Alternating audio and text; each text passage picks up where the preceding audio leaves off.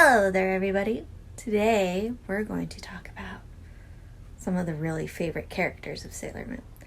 Everybody loves a Sailor Scout, so today we're going to be talking about them. I'd also like to point out that my lovely pops of Sailor Moon are behind us, and we're going to be talking about these 4 lovely ladies today. So, let's get started with Sailor Mercury. She is the smart, level-headed one of the group. She is also known as Amy. She is always constantly going to cram school because she has to be the top of the class. She always studies, and when she's not studying, she's hanging out with the girls.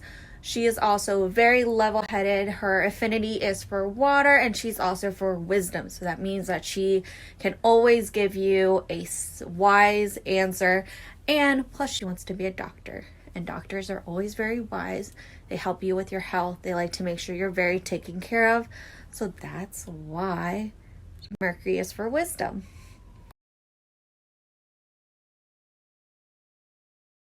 The next Sailor Scout that we're talking about is Sailor Mars.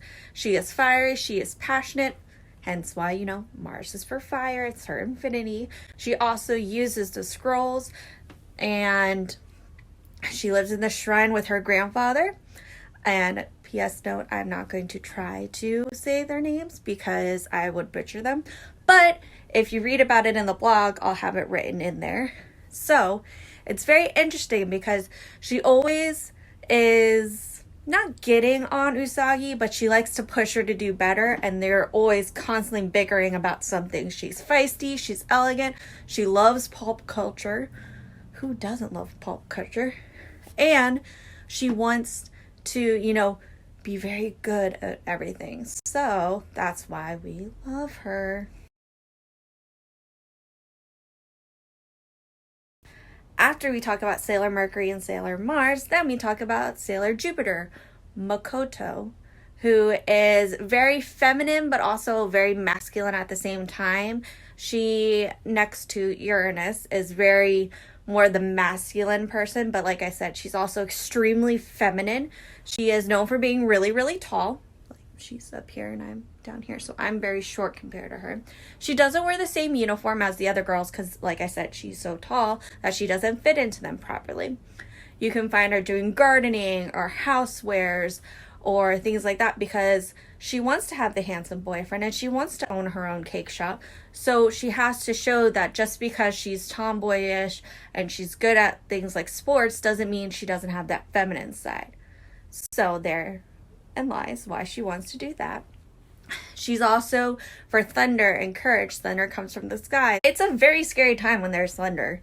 And, just because the thunder is there doesn't mean you can't be scared by it. And that's why we have courage. So thunder and courage work very well together, which is why I find that she's a very awesome role model because she is courageous for being mocked for being tall.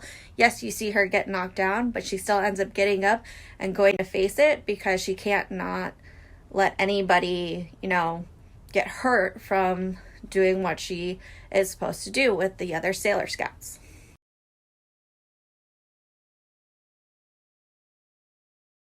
Next, we have Sailor Venus. Sailor Venus is Minato. She is very, I want to say girly. When you first meet her, she's Sailor V, and she's this superhero that fights crime because Artemis unlocks her power early on in the stage, and we find out that she faces the Dark Agency. She faces all these other Nega monsters and people based on the fact that she's already been unveiled as a Sailor Scout.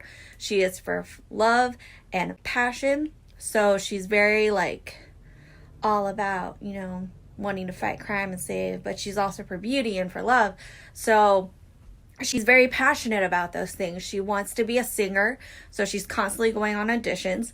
She also looks very similar to Sailor Moon, so you'll find that in some of the episodes, if they need a decoy for Sailor Moon, they use her so that way she can end up standing in her place sometimes. She also pretends to be the Moon Princess because we don't know who she is yet. So she feels that if she can stand in as the Moon Princess, she can help protect them and maybe hopes to help find the Moon Princess faster, as well as finding the silver crystal because they don't know that Sailor Moon actually has a silver crystal yet, which we will be discussing in the next video.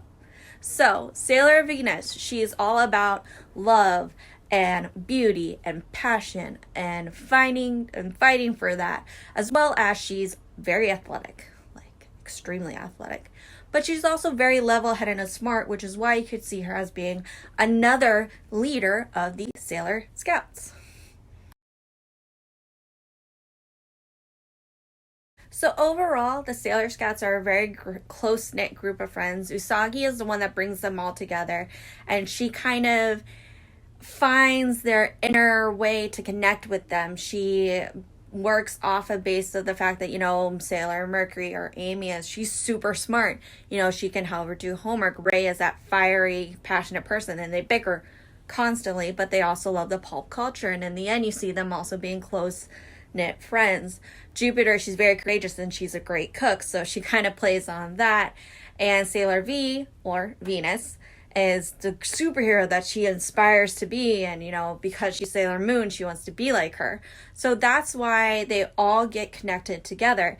And it's not just because of, they're the Sailor Scouts. It's because they all make this great close-knit friendship that if it wasn't for them, they wouldn't be brought together. And, it's great to see that happen with them because sometimes when you look at their characters, you wouldn't expect them to be really close friends.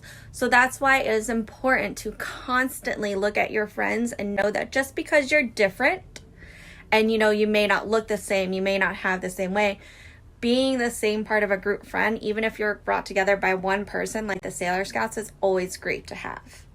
So that's my little inspirational video about the Sailor Scouts. I know it's not completely in-depth as the blogs are, or maybe it's not as much information, but it's just something to bring about. Instead of hearing it from the words, you hear it from me.